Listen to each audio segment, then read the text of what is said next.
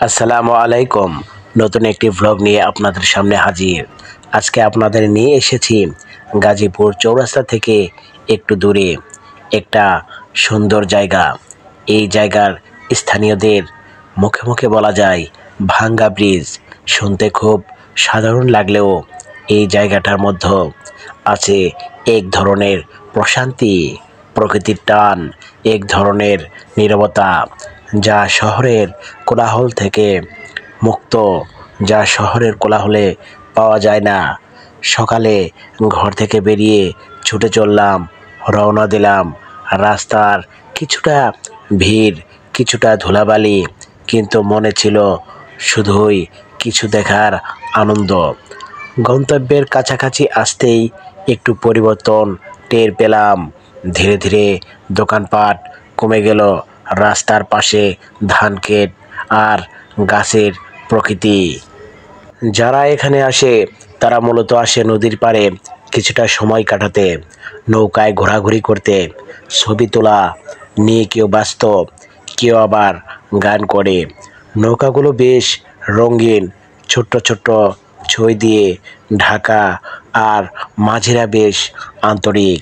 এবং এখানে বড় বড় কিছু নৌকা রয়েছে, তাদের চোখে মুখে খাঁটি হাসি, জীবন নিয়ে কোনো অভিযোগ নেই বললেই চলে।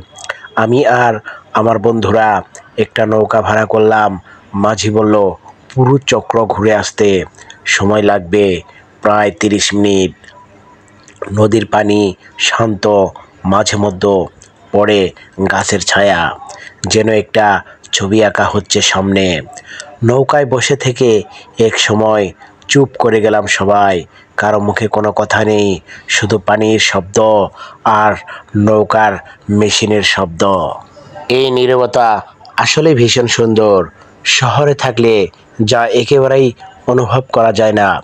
নৌকায় বসে ছোট ছোট গ্রাম চোখে পড়ে, কচুরিপানা, ঢাকা নদীর ধারে গরু, শিশুরা দৌড়ে বেড়াচ্ছে, সব মিলিয়ে এক অপূর্ব গ্রাম বাংলার দৃশ্য। নৌকা শেষমেশ ঘাটে ফিরে এলো। আবার একটু ঘাটে ফিরে নেমে সবাই একটু ঠান্ডা মজা বা কেউ বা স্পিড উপভোগ করলাম। কেউ ফ্যামিলি নিয়ে, কেউ বন্ধু নিয়ে, আবার কেউ একা। বাচ্চারা চিৎকার করে দৌড়াচ্ছে, কিছু মানুষ হাঁটছে নদীর পাড়ে, হাতে হাত এবং হাতে চায়ের কাপ।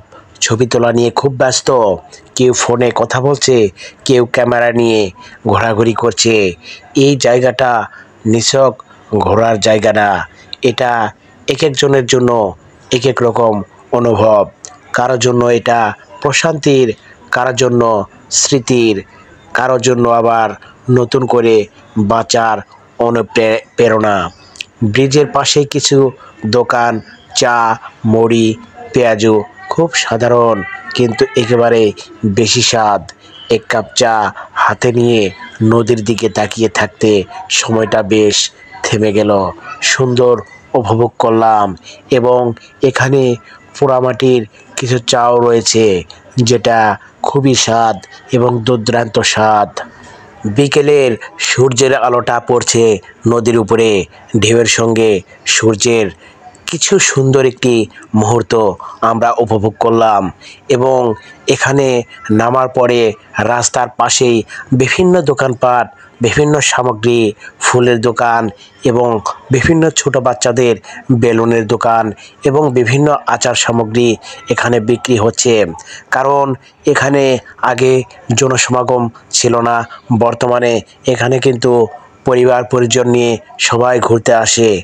তাই এখানে রাস্তাঘাটের দুই পাশে অনেক মনোরম পরিবেশে কিন্তু ছোট ছোট দোকান সারিবদ্ধভাবে মিলিত হয়েছে। কেউ বা বিক্রি করছে আচার, কেউ বা বিক্রি করছে পেঁয়াজু, কেউ বা বিক্রি করছে চটপটি এবং বিভিন্ন স্বাদের বিভিন্ন আইটেম এখানে পাওয়া যায়। তাই এখান থেকে আমরা কিছু উপভোগ করলাম। এখানে বিভিন্ন আইটেমের এবং প্রাণী বিক্রি হচ্ছে, যেখানে দেখা যায় খরগোশের ছানা বিক্রি হচ্ছে। এখানে লোক সমাগম খুব বেশি এবং আশেপাশের লোকজন এখানে ভিড় জমে গেছে। তাই এখানে লোকের সমাগম দেখে বিভিন্ন জাতের প্রাণী নিয়ে এখানে হাজির দোকানদার, এবং এখান থেকে মোটামুটি গ্রাম্য পরিবেশের একটা ভালো ইমেজ পাওয়া যায়। সাধারণত গাজীপুর প্রকৃতির জন্য খুবই বিখ্যাত। এই প্রকৃতির ডাকে সবাই সাড়া দিয়েছে এখানে। তাই শহরের কোলাহল থেকে একটু দূরে আপনি যদি প্রকৃতি দেখতে চান তাহলে চলে আসবেন গাজীপুরের বিভিন্ন জায়গায়। শুধু এই জায়গা না, আরও বিভিন্ন জায়গা রয়েছে, সেখানে মুক্ত কোলাহল পরিবেশ এবং প্রত্যন্ত গ্রাম অঞ্চলে থেকে যে স্বাদ পাবেন সেই স্বাদ এই গাজীপুরে পাবেন। তাই আপনারা যারা প্রত্যন্ত গ্রাম অঞ্চল থেকে চলে এসেছেন ঢাকা শহরে জীবিকার তাগিদে, তারা একটু ঘোরাফেরার জন্য এই প্রত্যন্ত নির্জন জায়গায় নদীর ধার ঘেঁষে এবং প্রকৃতির হাওয়া খেতে খেতে একটু সময় বিনিময় করবেন, এবং আপনার পরিবার পরিজন আত্মীয় স্বজন যারা রয়েছে তাদেরকেও আপনি এই প্রকৃতির ডাকে এবং প্রকৃতির হাওয়া খাওয়ার জন্য দাওয়াত দিতে পারেন। এবং এই প্রকৃতির মাঝে মাঝেই কিন্তু এখানে একটি মেলা বসে, বড় ধরনের মেলা। তাই এই বড় ধরনের মেলাটা কিন্তু এখন প্রতি সপ্তাহে শুরু হয়ে গিয়েছে, এবং এখানে অনেক দূর দূরান্ত থেকে লোক চলে আসে। কারণ আগে ছিল ছোট ছোট জায়গা এবং ছোট ছোট দোকান কয়েকটা হাতে গোনা, কিন্তু বর্তমানে মানুষের সমাগম বেশি হওয়াতে এখানে অনেক বড় বড় দোকান রয়েছে এবং অনেক দোকান রয়েছে। তাই আপনারা দূর দূরান্ত থেকে যারা প্রকৃতির টানে আসবেন অন্তত হাতে সময় নিয়ে আসবেন।